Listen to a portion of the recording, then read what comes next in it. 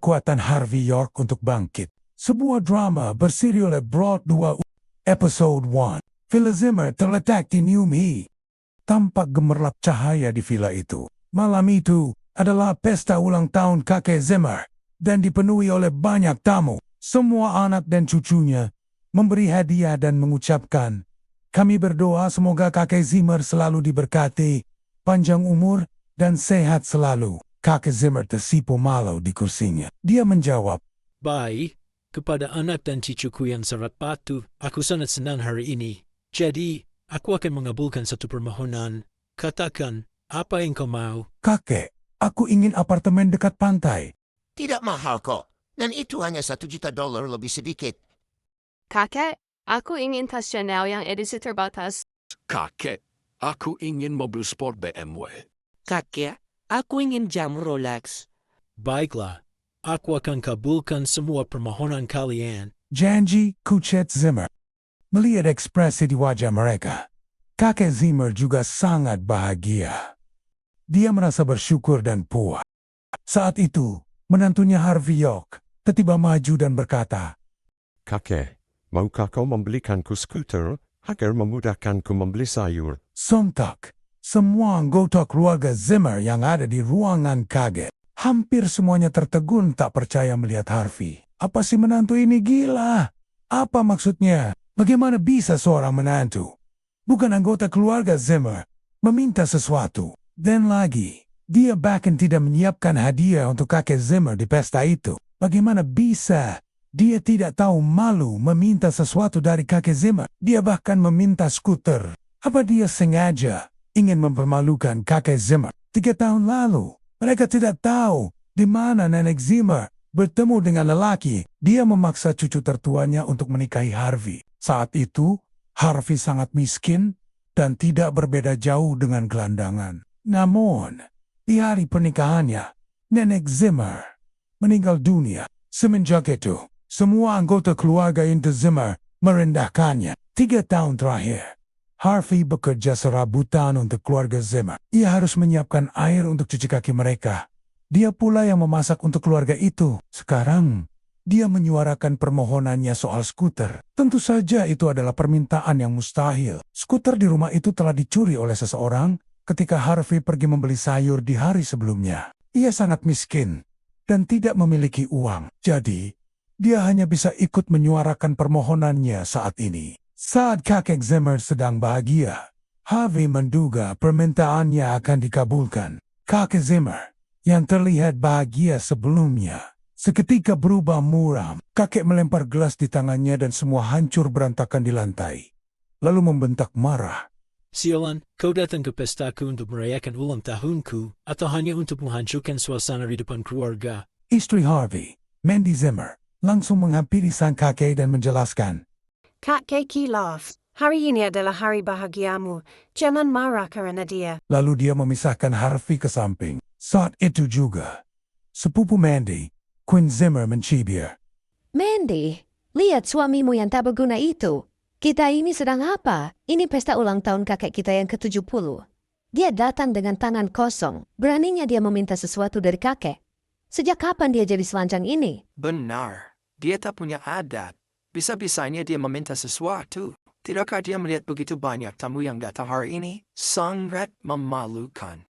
Itu adalah sautan dari cucu kesayangan kakak Zimmer, Zack Zimmer. Dia selalu membenci Mandy. Sekarang dia punya kesempatan menghinanya. Dasar tidak berguna. Punya hak apa dia untuk tinggal di keluarga kita? Ya, dia membuat malu kita. Aku tahu sekarang.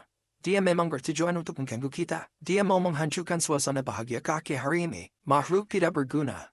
Ada banyak pelayan di rumah ini. Apa kita memang membutuhkanmu untuk pergi membeli sayur saja? Kau bahkan tak perlu bekerja keras untuk itu.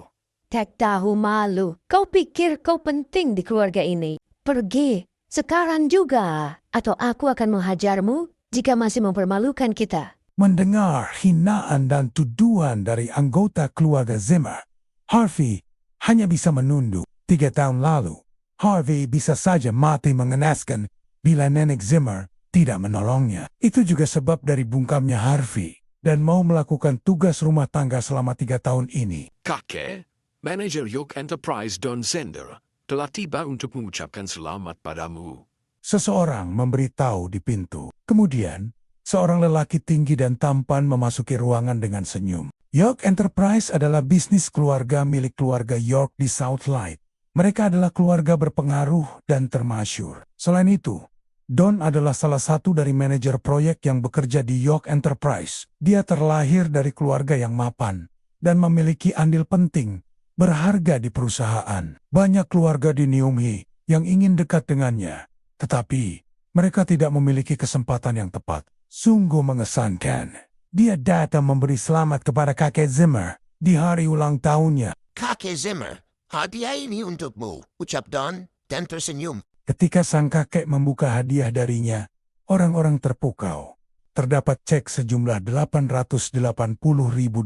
Di Neumhi, jumlah itu biasa dipakai untuk lamaran pernikahan. Kakek Zimmer, aku datang hari ini untuk melamar. Aku sangat mengagumi Mandy sejak lama. Aku harap dia bisa menerima lamaranku dan menikah denganku.